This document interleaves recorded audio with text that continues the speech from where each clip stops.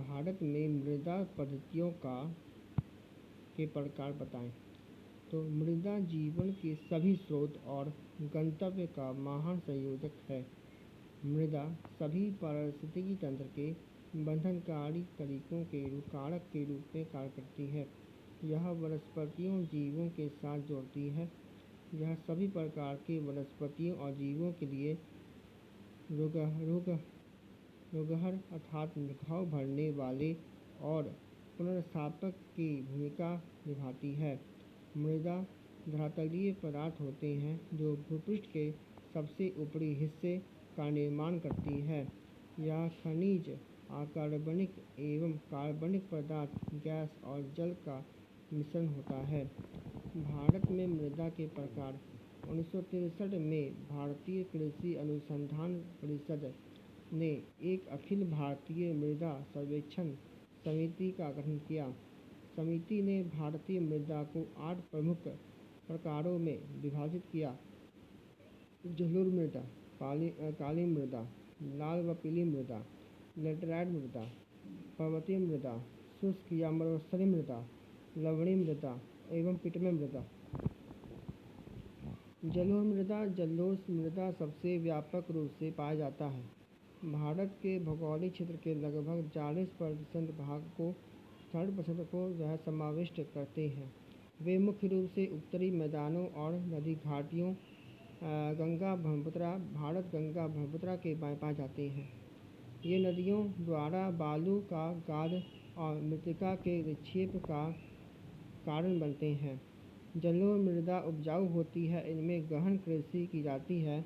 गेहूँ, चावल, जूट, तंबाकू, तिलहन आदि जैसी फसलें उगाई जाती हैं। काली मृदा कुल क्षेत्रफल का लगभग 16.6% को समाविष्ट करता है तथा दक्कन के पठार के अधिकांश भागों तथा मध्य प्रदेश, महाराष्ट्र, गुजरात और तमिलनाडु के कुछ हिस्सों में पाए जाते हैं। इनका निर्माण ज्वालामुखी चट्टानों के अपक्षय के कारण होता है। दक्कन के पठारी क्षेत्रों में इनका निर्माण बेसाल्टिक चट्टानों के अपक्षय के कारण होता है। तमिलनाडु, आंध्र प्रदेश और तेलंगाना में वह नीस वाशिष्ट से बनते हैं। ये कपास की कृषि के लिए सबसे उपयुक्त है। इस मृदा में बाजरा, तंबाकू, गेहूँ, अरंडी, सूरजमुखी पाए जाते हैं। लाल और पीली मृदा। लाल तथा पीली मृदा भारत में कुल क्षेत्रफल का लगभग 10.6% समाविष्ट करता है। वे झारखंड के छोटा नागपुर पठार, ओडिशा, आंध्र प्रदेश, तेलंगाना, छत्तीसगढ़, मध्य प्रदेश, कर्नाटक और पश्चिम तमिलनाडु में पाए जाते हैं। ये शुष्क परिस्थितियों में क्रिस्टलीय और कायांतित चट्टानों के अपक्षय के कारण बनते हैं।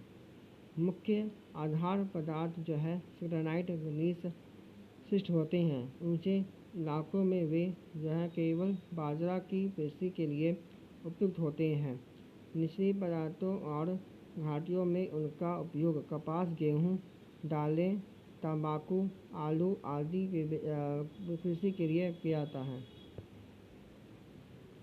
लेटराइट मृदा 2.48 लाख वर्ग किलोमीटर के क्षेत्र में को समाविष्ट करता है। वे मुख्य रूप से कर्नाटक, तमिलनाडु, केरल, मध्य प्रदेश और असम, उड़ीसा के व पहाड़ी क्षेत्रों में पाए जाते हैं। वे उच्च तापमान और उच्च वर्षा वाले क्षेत्रों में विकसित होते हैं। यह मृदा ह्यूमस की कमी होती है। इस मृदा में ह्यूमस की कमी होती है। ऐसा इसलिए क्योंकि उच्च तापमान में अच्छी तरह से पनपने वाले बैक्टीरिया द्वारा ह्यूमस को नष्ट कर दिया जाता है। लेटराइट मृदा में नाइट्रोजन, कैल्शियम, फॉस्फेट की कमी होती है, जिसका उपयोग आंध्र प्रदेश, केरल और कर्नाटक का काजू के बड़े पेड़ लगाने के लिए किया जाता है। जहाँ घर के निर्माण में ईंटों के रूप में व्यापक उपयोग किया जाता है। वन पर्वतीय मृदा भारत में कुल भूमि क्षेत्र का 8.67% जो है समावेश करता है। वे मुख्य रूप से हिमालय की घाटी तो पहाड़ी ढलानों में पाए जाते हैं। वे पश्चिम और पूर्वी घाटों में पाए जाते हैं। वे उच्च वर्षा वाले क्षेत्रों में बनते हैं। इनका निर्माण जंगल से प्राप्त कार्बनिक पदार्थों के निक्षेपण से होता है। ये ह्यूमस से भरपूर होती है। इनमें जो है चूना, पोटास, फास्फोरस की मात्रा कम होती है। प्रायद्वीपीय भारत में इनका उपयोग जो है चाय, कॉफ़ी, फलों, मसालों के बागान के लिए किया जाता है। हिमालयी क्षेत्रों में गेहूँ, जौ, मक्का की कृषि की जाती है। शुष्क व मरुस्थलीय मृदा। मरुस्थलीय मृदा भारत के कुल क्षेत्रफल का 4.32% समावेश करता है। ये पश्चिमी राजस्थान यानी कि थार रेगिस्तान तथा पंजाब और हरियाणा में पाए जाते हैं, जहाँ वार्षिक जो है 50 सेंटीमीटर कम वर्षा होती है। ये रेतीले और लवणीय प्रकृति के होते हैं। लवणीय क्षारीय मृदा ये शुष्क और अर्धशुष्क क्षेत्रों और जल भराव द्वारा दलदली क्षेत्रों में पाए जाते हैं।